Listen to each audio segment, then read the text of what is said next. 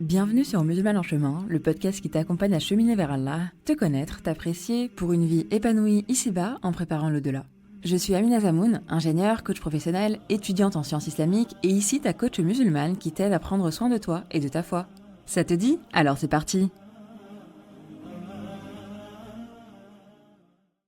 Assalamu alaikum wa rahmatullahi wa barakatuh mes sœurs, je suis ravie de vous retrouver dans ce deuxième épisode pour parler de l'importance de travailler sur soi et ses pensées en tant que femme musulmane.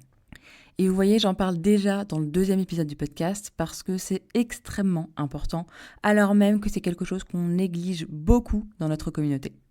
Et c'est surprenant. C'est surprenant parce qu'on sait et on parle beaucoup du bon comportement. On sait que c'est quelque chose de primordial dans l'islam. On sait qu'une des choses les plus importantes en islam, c'est d'avoir un bon comportement. Mais du coup, comment on fait pour avoir un bon comportement ? Vous allez me dire, c'est quoi le lien avec les pensées ? Eh bien, vous allez voir que vous allez être servi et vous allez comprendre, Inch'Allah, pourquoi est-ce que notre communauté va mal aujourd'hui ? Pourquoi est-ce qu'on n'a pas un bon comportement ? Et la deuxième chose très importante, c'est qu'en islam, on doit prendre ses responsabilités. On doit prendre soin de soi. On doit apprendre à utiliser notre vie de la meilleure des manières. Et là encore, le travail sur soi et ses pensées est indispensable. Bon, je vous propose du coup d'arrêter là le suspense et donc de tout d'abord démarrer cet épisode par l'impact de nos pensées dans notre vie. La première chose que je vous propose de voir ensemble, c'est le fait que nos pensées influent sur nos actions et donc notre comportement. Je vais répéter cette phrase parce qu'elle est importante et on va détailler après. Nos pensées influent sur nos actions et donc notre comportement. Vous allez voir que je vais vous démontrer un petit peu ça et je vais utiliser pour cela des modèles qu'on utilise en coaching, notamment un modèle en particulier. Et pour info, ce sont des modèles qui sont issus de la psychologie et notamment de la TCC, donc la thérapie cognitive et comportementale, qui parle beaucoup du lien entre les pensées, les émotions et les actions. Et alors là, tout petit aparté, en coaching, on utilise des outils de la thérapie issus de la psychologie, mais nous ne sommes pas thérapeutes. On ne les utilise pas du tout de la même manière. En psychologie, en thérapie, on va utiliser beaucoup ces outils pour comprendre le passé. En coaching, on va l'utiliser pour travailler sur l'avenir. On en reparlera d'une manière Inch'Allah, mais je voulais juste préciser ça. Et alors, le modèle que j'ai choisi de vous présenter aujourd'hui, c'est le modèle de Brooke Castillo. Brooke Castillo, c'est une coach américaine qui a utilisé en fait ces outils de la TCC et qui a mis des mots un petit peu différents dessus pour expliquer un peu le fonctionnement de la cognition et qui nous apporte une grille de compréhension des situations. C'est une grille qui s'applique en fait à toutes les situations professionnelles, personnelles, enfin vraiment peu importe. Bien entendu, comme tout modèle, comme toute modélisation, elle a ses limites. Mais c'est quand même très intéressant à utiliser, encore une fois, en grille de compréhension des situations. Et alors, ce que nous dit Brooke, c'est qu'on peut catégoriser un peu tout ce qui nous arrive dans notre vie en 5 grandes catégories que je vais vous expliquer. Et en fait, on peut écrire toutes les situations qui nous arrivent avec ce modèle de Brooke Castillo, qui s'écrit donc en 5 étapes sur 5 lignes différentes. Je vais vous présenter le modèle en vous donnant un exemple assez trivial pour que vous compreniez et puis ensuite on l'utilisera sur d'autres exemples un peu plus complexes. Donc première ligne du modèle, Brooke Castillo nous parle des circonstances. Dans la vie, on est confronté à tout un tas de circonstances neutres et les circonstances, ce sont des faits qui sont dénués de tout jugement et indiscutables. Donc si on met une caméra dans la pièce, on voit ce qui se passe.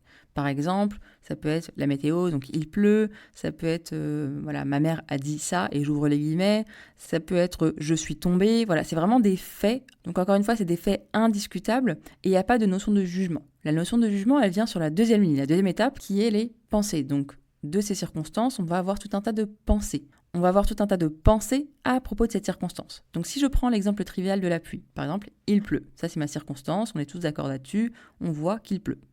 Eh bien, je peux avoir des pensées différentes selon les individus. Je peux penser par exemple que c'est trop nul, c'est un temps pourri, que je ne vais pas pouvoir sortir. Et du coup, cette pensée-là va générer en moi une certaine émotion. Troisième ligne du coup du modèle. Une émotion, c'est quoi ? C'est un ressenti qu'on a dans le corps et qui nous donne tout un tas d'informations. Et donc, par exemple, là, potentiellement, je vais me sentir frustrée de ne pas pouvoir sortir. Nos émotions vont générer une action ou une inaction. Quatrième ligne du modèle, action. Et donc là, en étant frustrée de ne pas pouvoir sortir, eh bien potentiellement, je vais passer la journée sous la couette à regarder Netflix. On sent un petit peu le vécu quelques années auparavant, n'est-ce pas ? Et chaque action ou inaction crée un résultat. Donc 5e et dernière ligne du modèle, le résultat. Le résultat, c'est quoi? C'est que j'ai passé ma journée sous la couette à regarder Netflix. Et ce qui est hyper important et intéressant dans le modèle, c'est qu'en fait, tous les résultats qu'on crée dans notre vie viennent confirmer nos pensées. Donc là, concrètement, je suis restée sous ma couette toute la journée et ça vient complètement confirmer ma pensée de base de « bah oui, je vais pas pouvoir sortir parce qu'il pleut ». Mais on est d'accord, je pense que vous le voyez, c'est pas parce qu'il pleut que j'ai pas pu sortir. C'est parce que je me suis dit « il pleut, donc je peux pas sortir ». Donc c'est parce que j'ai eu cette pensée-là de « je peux pas sortir quand il pleut » que finalement, j'ai créé moi-même ce résultat dans ma vie de ne pas être sortie. Et vraiment, ça va être extrêmement important d'en prendre conscience parce que ça va nous permettre de prendre nos responsabilités.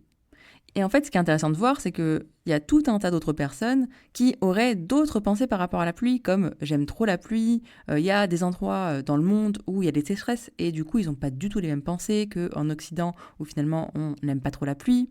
Et je pense aussi d'ailleurs à un hadith du prophète sallam qui dit que par temps de pluie, il a même relevé son habit pour que la pluie le mouille, tout simplement parce qu'elle vient d'Allah. Donc finalement, il y a tout un tas de pensées possibles qui nous permettent de voir les choses différemment et donc de nous sentir différemment, d'agir différemment et de créer un résultat différent dans notre vie. Et donc là, je vous ai parlé de la pluie, mais en fait, ça va être pareil avec tout un tas d'autres choses. Ça va être pareil avec la prière, par exemple. On est d'accord que c'est complètement différent si je pense que la prière, c'est quelque chose de lourd, que c'est une charge, que ça m'embête, etc. Versus si je me dis que ça va être mon tête-à-tête avec Allah, que ça va être ma source d'apaisement. Idem, par exemple, avec un autre sujet, les remarques qu'on peut nous faire. Si on me fait une remarque, je peux me dire « Oh là là, je suis vraiment nulle, la personne a raison ». Ou alors, je peux juste me dire « C'est son opinion ». Là encore, il n'y aura pas du tout le même type d'action qui va découler de ces pensées. Pareil pour une injustice que je peux voir. Si je me dis « Je peux rien y faire, vaut mieux que je me taise, je risque le gros si je parle », c'est pas pareil que si je me dis « C'est important de prendre position ». Petit clin d'œil à l'actualité du moment. Idem encore pour n'importe quel projet qu'on peut avoir. Si je me dis « C'est impossible », je vais pas du tout avoir le même type d'action que si je me dis « Avec Allah, tout est possible ». Donc je pense que vous commencez déjà à voir du coup l'impact de nos pensées sur notre vie. Et en fait, quand je parle de tout ça et du fait de travailler sur ces pensées, on me dit souvent « Non mais c'est mes pensées, Amina, je peux pas les changer, c'est comme ça ». Et ça, c'est une fausse croyance qu'on va démonter ensemble aujourd'hui, Inch'Allah. D'ailleurs, notre belle religion nous dit de travailler sur nos pensées. Je pense là à un exemple très concret, le bon soupçon. Pour avoir le bon soupçon, ça demande de remettre en question ses pensées qui n'ont justement pas le bon soupçon. Et en ayant le bon soupçon, on adopte un bon comportement. Subhanallah. Tout est dans le Coran et la Sunna. Mais on ne s'en rend pas compte parce qu'on ne se renseigne pas, parce qu'on n'apprend pas. Et tant qu'on ne s'en rend pas compte, ici par exemple avec l'impact de nos pensées sur notre comportement et dans notre vie en général, eh bien on ne prendra pas nos responsabilités. En parlant de responsabilité, on est dans une communauté où franchement, honnêtement, on se victimise beaucoup. Et ça fait un peu mal de l'entendre et de l'accepter, mais c'est vrai. Par exemple avec les discours « Non mais c'est comme ça ». Allah m'a créé comme ça. Ou encore, il faut patienter, il faut accepter son destin. Et patienter, oui, bien sûr, mais pas sans rien faire. Accepter son destin, oui, bien sûr. Accepter comment Allah nous a créés, oui, mais ça, vous voyez, c'est les circonstances. Ce sont les choses qu'on ne peut pas changer. Ce sont des choses qui nous arrivent, mais qui sont complètement indépendantes de notre volonté. Par contre, on peut changer la façon dont on réagit à ces circonstances.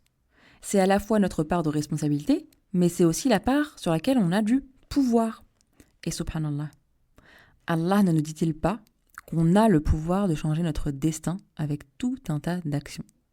Et notamment là, je pense à la nuit du destin pendant le Ramadan, et tant d'autres choses. On sait qu'on peut changer notre destin grâce aux invocations, ou alors celles que les autres font pour nous. Et en tout cas, Allah nous demande d'agir, et en agissant, en travaillant sur nous, en prenant notre part de responsabilité, on peut changer notre façon de penser et donc nos actions. Et finalement, on peut prendre un autre chemin de vie. Et encore une fois, je vais vous reprendre le même verset du Coran qui est, je trouve, très très impactant et important. Dans le Coran, donc sourate 13, verset 11, dans le sens « Certes, Allah ne modifie pas l'état d'un peuple tant que les individus qui le composent ne modifient pas ce qui est en eux-mêmes. » On pourrait aussi citer la sourate 8, verset 53, dans le sens « C'est qu'Allah ne modifie pas un bienfait qu'il a accordé à un peuple, à moins que ce peuple ne change ce qui est en eux-mêmes. Et Allah est audient et omniscient. » Et je trouve que ces versets, et il y en a d'autres, montrent vraiment l'importance de travailler sur soi. Et ça commence par travailler par ce qui est en nous-mêmes, et donc notamment nos pensées. Et du coup, vous allez me dire, comment on fait ? Et avant de regarder comment on fait, on peut se demander d'où est-ce que viennent nos pensées. Et alors, elles viennent de tout un tas de choses. On ne va pas aller vraiment fouiller là-dessus parce que en coaching, on ne va pas essayer de trouver l'origine des choses. On s'intéresse beaucoup plus à comment je fais pour avancer dans ma vie, pour aller dans la direction dans laquelle je souhaite aller. Mais c'est néanmoins important de comprendre quelques petites choses. En gros, nos pensées, elles peuvent venir de tout un tas de choses, je vous le disais. Ça peut venir, par exemple, de notre éducation, notamment notre culture, donc notre passé, ce qu'on a vécu, notre enfance, ce que les gens nous ont dit, etc. Ça peut également venir de nos fréquentations, donc ce que les gens nous disent. Ça vient également de ce qu'on consomme. Donc, est-ce que vous êtes plutôt team BFM TV, Netflix, autres? Et ça peut également venir de Shaitan. Et oui, les fameux Wes-Wes. Shaitan, qu'est-ce qu'il fait ? Eh bien, il nous fait des propositions en nous connaissant. Il ne nous propose pas n'importe quoi. Il nous propose des choses qui pourraient peut-être nous intéresser. Donc là, déjà, je pense que vous voyez que ça vient de diverses choses et variées, et probablement de tout un tas d'autres choses que j'ai oubliées ou dont je n'ai pas la connaissance. Mais en tout cas, c'est important de se rendre compte d'une chose, c'est que nos pensées ne sont pas forcément les nôtres. Et c'est quelque chose de très important même d'en avoir conscience. D'ailleurs, Ibn Qayyim al-Jawziyya, qui est un savant musulman, nous dit une chose très intéressante qu'il a remarquée. Il a remarqué qu'on était sans arrêt traversé par des pensées, et qu'on ne contrôle pas finalement les pensées qui nous viennent à l'esprit. En tout cas, pas de manière directe. Il nous dit également que notre esprit travaille continuellement et qu'il est continuellement traversé par des pensées tant positives que négatives. Et c'est super intéressant ce qu'il nous dit, parce que c'est un savant musulman du XIIIe, XIVe siècle. Et ce qu'on a découvert à notre époque, c'est qu'effectivement, on avait environ 60-70 000 pensées par jour. Donc énorme, n'est-ce pas ? Bien entendu, dans toutes ces pensées, on a beaucoup de pensées automatiques qu'on ne remarque même pas, et heureusement, parce que vous imaginez, avoir conscience de 60 ou 70 000 pensées par jour, c'est quand même énorme. Et je pense notamment à quand vous conduisez, par exemple. Quand on conduit, voilà, on va passer à la première, la seconde, etc. On va faire ça de manière instinctive. Et heureusement qu'à chaque fois qu'on fait des actions comme ça, on ne va pas penser consciemment à tout ça. Ça serait l'horreur sinon. Donc, alhamdoulilah, Allah a très très bien pensé les choses. Néanmoins, on peut se demander qu'est-ce qu'on fait de toutes ces pensées ?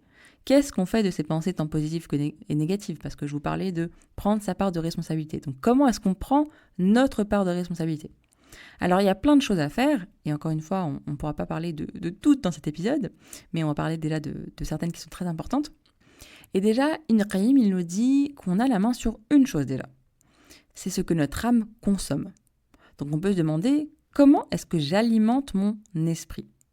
Et oui, parce qu'on agit de manière active sur notre part de responsabilité, avec quoi je nourris mon âme ?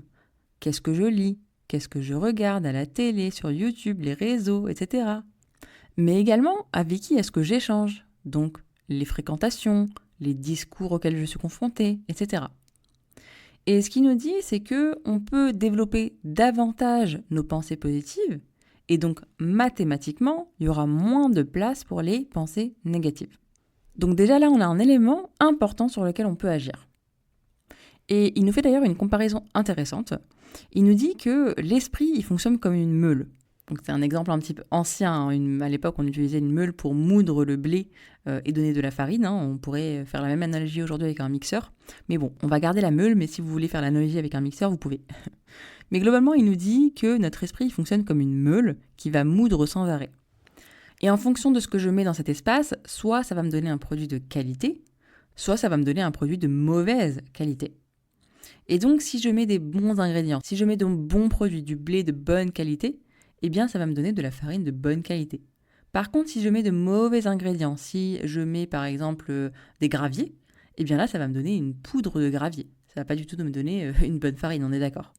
Et donc, ça nous montre bien l'importance de faire attention à ce qu'on met dans notre esprit. Et tout comme on peut voir l'importance de notre santé physique, de ce qu'on donne à manger à notre corps, eh bien c'est pareil pour notre santé mentale. Qu'est-ce que je donne à manger à mon esprit? Avec quoi est-ce que je nourris mon âme? Et on l'a bien vu, et ça rejoint le modèle de Brocastillo, selon ce avec quoi je nourris mon âme, ça va avoir une influence sur ma façon de penser, et de ma façon de penser va découler une action. Donc, première façon d'agir, faire attention à ce que son âme consomme. Deuxième façon d'agir, ce qui est important et intéressant de prendre conscience, c'est que nos pensées, une fois qu'elles nous viennent à l'esprit, eh bien on a le choix. On n'est pas obligé d'obéir à nos pensées. On a le choix d'alimenter ou non cette pensée. On a le choix de bloquer les pensées avec lesquelles on n'est pas d'accord. Et par exemple, les West-West de Shaitan. Shaitan, son seul pouvoir, c'est de nous faire des propositions. Et à nous de les accepter ou pas. Et là, je parle des West-West, mais c'est pareil avec des pensées qui sont plutôt négatives, qui viennent pas forcément de Shaitan, qui peuvent venir, je vous disais, de la société ou tout un tas d'autres choses. Et tout comme ce que certaines personnes extérieures nous disent dans la vie en général. On va nous faire tout un tas de propositions. Notre famille, nos amis, notre entourage, peu importe. Tout le monde fait des propositions. Mais on ne va pas blâmer les autres pour nos actions. On nous fait des propositions de bonnes ou mauvaises actions. Et après, la question c'est est-ce que je les accepte ou pas? Eh bien, c'est exactement pareil pour les pensées. Bien entendu, ça demande un certain travail. Ce n'est pas immédiat, mais c'est de notre responsabilité de faire ce travail. Troisième manière d'agir sur nos pensées, eh bien, c'est de stimuler, de créer de nouvelles pensées positives et utiles de manière consciente. Et il y a plein de façons de faire ça. On va en parler en long, en large, en travers dans ce podcast. Mais une des manières de le faire, que j'ai envie d'aborder avec vous aujourd'hui, c'est de travailler sa relation à Allah. Parce qu'en travaillant ma relation à Allah, je vais automatiquement développer des pensées positives. Si, par exemple, je reprends mes exemples du début, si je comprends la ni'ma qu'est la pluie, eh bien, je ne vais pas du tout avoir des pensées négatives par rapport à la pluie. Si je comprends comment et pourquoi Allah nous a donné ce cadeau qu'est la prière, si je comprends les circonstances de la révélation par rapport à la prière, je ne vais plus du tout voir la prière comme un fardeau. Si je travaille ma confiance en Allah, mon tawakkul, eh bien entendu que je vais développer des pensées qui vont m'aider dans les situations, même quand je trouve que des circonstances sont plutôt difficiles à vivre. Et alors, il y a un point intéressant dont nous parle Ibn Qayyim et qui va rejoindre le modèle de Brocastillo dont on a parlé tout à l'heure, c'est que Ibn Qayyim, il va nous dire que si on a des pensées positives, eh bien ces pensées vont générer tout un tas d'actions positives et un ensemble d'actions positives vont induire un bon comportement. Donc vous voyez, ça rejoint pas mal la TCC et le modèle de Brocastillo. Et là où Ibn Qayyim va nous ajouter quelque chose qui est très intéressant, c'est qu'il nous dit que ces pensées positives ne naissent que d'une très forte relation à Dieu. Et donc plus je vais avoir une forte relation à Dieu, plus je vais développer des pensées positives, plus je vais faire d'actions positives et meilleur sera mon comportement. Et c'est hyper intéressant et fort, je trouve, de combiner à la fois le modèle de Brocastillo et le modèle finalement d'Ibn Qayyim al-Jawziyya. Je ne sais pas ce que vous en pensez, mais moi je trouve ça absolument fascinant et intéressant pour nous aussi à comprendre et à appliquer. D'autant plus que ce qu'il nous dit, c'est que pour développer notre relation à Dieu et avoir une forte relation à Dieu, eh bien ça va être important et intéressant de développer sa conscience éveillée de Dieu, c'est-à-dire d'avoir conscience de Dieu, de la présence de Dieu, presque tout le temps, de vivre la présence de Dieu. Et qu'Allah nous permette de développer vraiment cette conscience éveillée de Dieu, Inch'Allah. Tout est vraiment interconnecté, je pense que vous le voyez. Mais dans tous les cas, avant de pouvoir changer les choses, encore faut-il avoir conscience de ces pensées et de quelles pensées nous posent problème. Et ma question à vous toutes mes sœurs qui m'écoutez, c'est est-ce que vous savez à quoi vous pensez réellement? Et je pense sincèrement que la majorité d'entre vous ne sait pas. Parce que j'étais l'une d'entre vous. Et c'est ce que je vois avec 90% de mes clientes et même 99% des personnes que je côtoie. Bon, je fais un peu des stats à l'œil, c'est pas du tout des stats issues d'une étude, mais c'est juste pour vous dire que vraiment, la majorité des gens ne sont pas au courant réellement de leurs pensées. Et franchement, je blâme personne, parce que déjà, on ne nous a jamais appris à le faire, encore moins dans cette société qui va à 1000 à l'heure, où on ne prend plus le temps de réfléchir, encore moins d'apprendre à se connaître. Et alors là, encore moins d'apprendre à connaître Allah. Mais du coup, la première chose à me faire, c'est de savoir ce qu'il y a dans notre tête, savoir ce qu'on pense, parce que comment est-ce qu'on peut travailler dessus sinon? Et je vous disais au début que vous allez comprendre qu'est-ce qui fait que notre communauté a un mauvais comportement. Eh bien, dans notre communauté, on a un mauvais comportement parce qu'on ne se remet pas en question, parce qu'on ne travaille pas sur nos pensées, parce qu'on ne travaille pas sur notre mindset, et on ne sait pas ce que c'est qu'avoir un vrai Muslim mindset. Donc, la première étape que je vous propose, c'est un outil que j'aime beaucoup, qui est gratuit, accessible à tout le monde, qu'on peut faire de partout. C'est le flow de pensée. Le flow de pensée, c'est quoi? C'est le fait d'écrire toutes nos pensées, donc tout ce qui nous passe par la tête. Soit en répondant à une question précise, plus ou moins orientée, comme qu'est-ce que je pense de ma relation à Allah? Ou alors une question beaucoup plus large du type à quoi est-ce que je suis en train de penser? Comment ça va? Comment je me sens? Et de dérouler en fait toutes vos pensées à partir de là. Et dans tous les cas, l'objectif, c'est d'exprimer librement ses pensées, de s'exprimer librement sans réfléchir, sans intellectualiser, sans censure, sans vouloir bien écrire. Parce que franchement, le flow de pensée, le but, c'est que ça reste juste entre vous et vous. Et du coup, je vous invite vraiment à laisser libre cours à votre cerveau et noter tout ce qu'il vous propose. Je sais que dans un premier temps, franchement, c'est pas forcément évident parce qu'on nous a jamais appris à le faire. Et pour la petite anecdote, quand j'ai commencé, franchement, c'était la page blanche pour moi. Le seul mot qui sortait, c'était « je sais pas à quoi je pense ». Et puis, à force de se poser la question, eh bien, c'est venu. Et c'est comme la liste de courses. Vous savez, quand on fait une liste de courses, on pense à 2-3 choses. Et puis, dans la journée, il y a d'autres choses qui nous viennent à l'esprit. Parce que le cerveau, en fait, il travaille en tâche de fond. C'est incroyable, notre cerveau, comment il fonctionne. Et du coup, je vous dis ça pourquoi? C'est juste que si, comme moi, vous expérimentez la page blanche, mais vraiment, posez-vous des questions, posez-vous la question, et votre cerveau va travailler en tâche de fond, Inch'Allah, un peu comme un ordinateur, et ensuite, il vous donnera des réponses. Et cet exercice, même s'il n'en a pas l'air, c'est un exercice hyper puissant, tout en étant accessible à tous. Parce que, encore une fois, on pense savoir à quoi on pense, mais en fait non. Et ça va être vraiment intéressant de voir ce qui ressort en fait de nos pensées. Si certaines de nos pensées ne sont pas réellement les nôtres, et dans le cas où elles nous desservent, voir ce qu'on veut en faire par la suite. Et du coup, comment faire concrètement le flow de pensée? Moi, ce que je préconise vraiment, c'est de le faire à l'écrit. Donc soit sur papier, soit à l'ordinateur, soit sur le téléphone, enfin vraiment peu importe. Moi personnellement, je fais un peu de tout. Ça dépend vraiment des moments et de mon envie. Et bien entendu, ça peut aussi être à l'oral. Si vous préférez utiliser l'oral, vous pouvez par exemple vous enregistrer sur votre téléphone par exemple. Il n'y a vraiment pas de règle. L'essentiel, c'est juste que ça sorte. Le but, c'est de ne pas rester dans sa tête. Parce que ça permet vraiment de verbaliser. D'ailleurs, nos pensées ne sont pas vraiment faites de mots à la base. C'est nous qui avons créé le langage, c'est l'humain qui a créé le langage. Et du coup, le fait de le verbaliser, de sortir de sa tête, ça a beaucoup plus d'impact. Et c'est pour ça parfois d'ailleurs que c'est dur de dire les choses et de le mettre sur papier. Parce que ça devient réel. Et on me demande souvent quand est-ce que je peux faire mon flot de pensée? Eh bien, quand vous le voulez. Vraiment, le mieux, c'est de le faire relativement régulièrement pour que vous vous habituez à le faire. Et puis, plus ça devient une habitude et plus on peut le faire un peu quand on veut. Moi, personnellement, maintenant, j'ai pas vraiment de rythme. Parfois, c'est tous les jours, parfois, c'est une fois par semaine. Ça dépend vraiment de mon besoin. Mais au début, c'est bien d'être régulier, comme dans tout, de toute manière. Et de tester différents moments de la journée. Le matin, le midi, l'après-midi, le soir. Vraiment, tester et regarder ce qui vous convient le mieux. Et pour info, au début, moi, je pensais que j'étais vraiment du soir. Et finalement, honnêtement, maintenant, je préfère le matin parce que ça me permet de bien démarrer la journée. Et parfois, je le fais le soir aussi quand j'ai la tête vraiment pleine, que ce soit émotionnellement et que j'ai besoin de décharger, ou bien lorsque j'ai plein d'idées qui fusent et ça va m'empêcher de dormir. Donc vraiment, faites-le comme vous voulez, comme vous le sentez. Ça a plein de bénéfices. Vraiment, déjà, encore une fois, rien que le fait de mettre des mots sur ses pensées, ça a un bénéfice énorme. Ça permet de nous apprendre à nous connaître, ça permet de se décharger mentalement. Vive la charge mentale, n'est-ce pas, qui nous crée parfois des insomnies.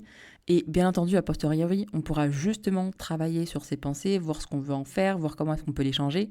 Parce que travailler sur soi, c'est bien beau, mais à partir de quoi?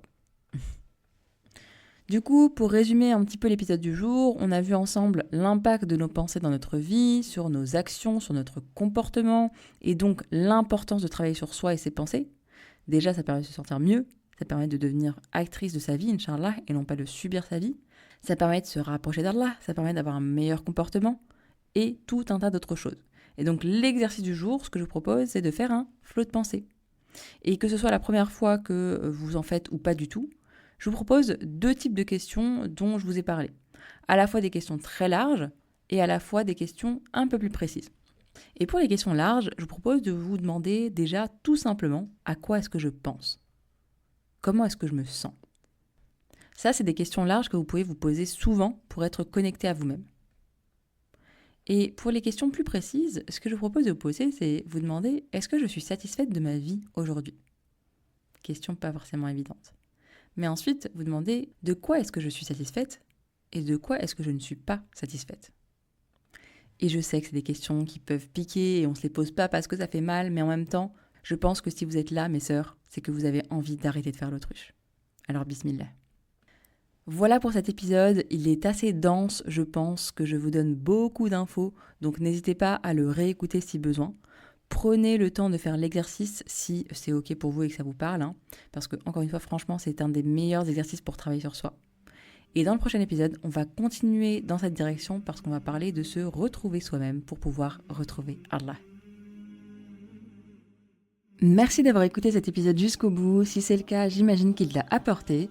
Et dans ce cas, n'hésite surtout pas à le partager autour de toi. C'est un vrai cercle vertueux de Hasanet. Et bien entendu, si ce n'est pas déjà fait, n'hésite pas à laisser un avis accompagné de 5 étoiles sur la plateforme de ton choix. Qu'Allah te préserve, ma sœur, et te facilite tout ce qui est un bien pour toi.